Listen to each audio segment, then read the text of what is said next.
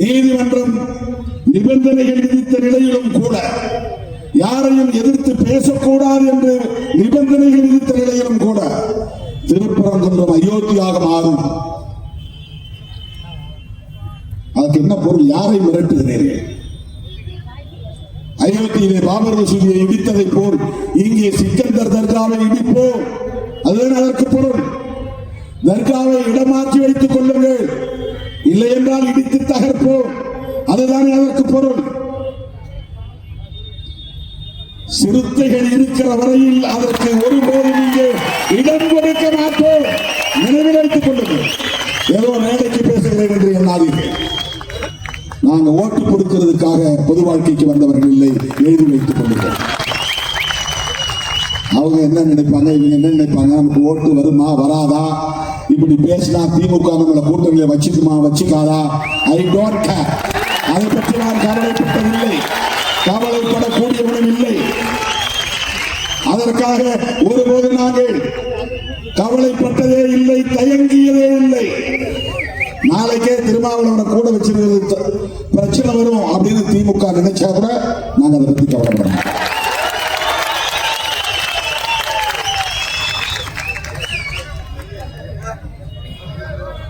திமுகவையும் சேர்த்து சனாதனிகளை எதிர்க்க வேண்டும் என்பதில் உறுதிப்படியாக இருக்கிறோம்.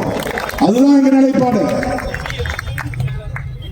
எங்களுக்கு இடம்தான் அதிகமா வேணும் அப்படிங்கிற என்ன இருந்தா, நான் ஒரு பக்கம் பிஜேபி கிட்டும் பேசணும், அதிமுக கிட்டும் பேசணும், விஜய் கிட்டும் பேசணும், திமுகவிலும் இருக்கணும்.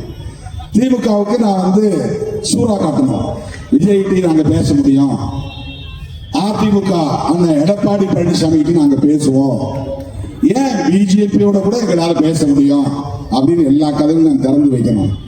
எனக்கு அது ஒரு பொருட்டே இல்லை. எல்லா கதையும் நான் காட்டுட்டேன். பிஜேபியா வேண்டாம், பாமகவா வேண்டாம், அதிமுகவா பிஜேபி இருக்கு வேண்டாம், விஜயா அவங்களால் உருவாக்கப்பட்டு களத்துக்கு வந்திருக்கிற தம்பி வேண்டாம். எல்லா கதையும் மூடிட்டு நான் இங்க நிக்கிறேன்னா நான் என்ன முட்டாளா? விவரம் தெரியாதா? நீங்க சொல்ற மாதிரி ஏன் 4 சீட்டுக்கு 6 சீட்டு நாங்க நிக்கிறோம்? ஏன் நிற்கணும் என்றால், நான் அம்பேத்கரின் மாணவன், பெரியாரின் பிள்ளை, சனாதனத்தை எதிர்க்க வேண்டும் என்பதற்காக இருக்கிறேன். சமூக நீதியை பாதுகாக்க வேண்டும் என்பதற்காக இருக்கிறேன். அரசியல்வாதிகள் யாரும் எல்லா கதவுகளையும் அடைத்துக் கொள்ள மாட்டார்கள். திருமாவளவன் அடைத்துவிட்டு அரசியல் செய்கிறார். பாமகவோடு உறவு இல்லை. அந்த முடிவுல உறுதியா இருக்கிறோம். சில பேர் வேற கிளப்புறான், அது 2ஆ உடைஞ்சிருச்சு, அது உடைஞ்ச ஒண்ணு இங்க வந்தா நீங்க ஏத்துக்குவீங்களா? நோ, எங்களுக்கு அது தேவையில்லை, எங்களால் அது இருக்க முடியாது. இது வெளிப்படையான பேச. சாதியவாத அமைப்புகளோடும் மதவாத அமைப்புகளோடும் சனாதன சக்திகளோடும் வெறும் தேர்தலுக்காக, சில இடங்களுக்காக நாங்கள் சமரசம் செய்து கொள்ள மாட்டோம்.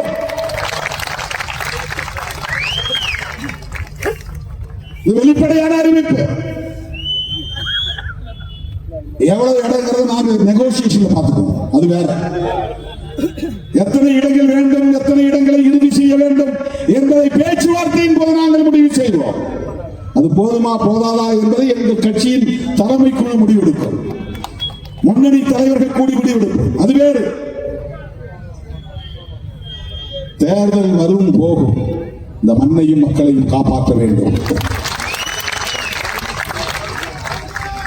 நான் பிஜேபி ஆதரித்தால் என்னால் சமூக நீதியை பேச முடியாது. பிஜேபி ஆதரித்தால் என்னால் மதச்சார்பின்மையை பேச முடியாது. நான் பிஜேபி ஆதரித்தால் நான் சமத்துவத்தை பேச முடியாது. நான் பிஜேபி ஆதரித்தால் சிறுபான்மை மக்களின் நலன்கள் குறித்து பேச முடியாது. நான் பிஜேபி ஆதரித்தால் கிறிஸ்தவர்களோடும் இஸ்லாமியர்களோடும் நல்லிணக்கமாக நான் கைகோர்க்க முடியாது. நான் பிஜேபி ஆதரித்தால் சில இடங்கள் கிடைக்கலாம், தனிப்பட்ட முறையில் எனக்கு பதவி கிடைக்கலாம். ராம்விலாஸ் பாஸ்வான் மாதிரியும், அண்ணன் ராம்தாஸ் அத்வாலே மாதிரியும், ஏன் நம்ம ஊர் எல் முருகன் மாதிரியும் நான் தனிப்பட்ட முறையிலே பயன்பெற முடியும். ஆனால் என் சொந்த பந்தங்களோடு என்னால் உறவாட முடியாது. சிறுபான்மை மக்களோடு என்னால் அரசியல் செய்ய முடியாது. புரட்சியாளர் அம்பேத்கர் வகுத்தளித்த அரசியலை நான் உணர்ந்து பேச முடியாது. பதவி உண்டோ இல்லையோ, என் இறுதி மூச்சு வரையில் புரட்சியாளர் அம்பேத்கரின் கொள்கைகளுக்காகவே வாழ்ந்து மடிந்த திருமாவளவன் பெரியாரின் பிள்ளையாக வாழ்ந்து படித்தான். திருமாவளவன் என்பதுதான் என் வாழ்க்கையின் செய்தியாக இருக்கிறது.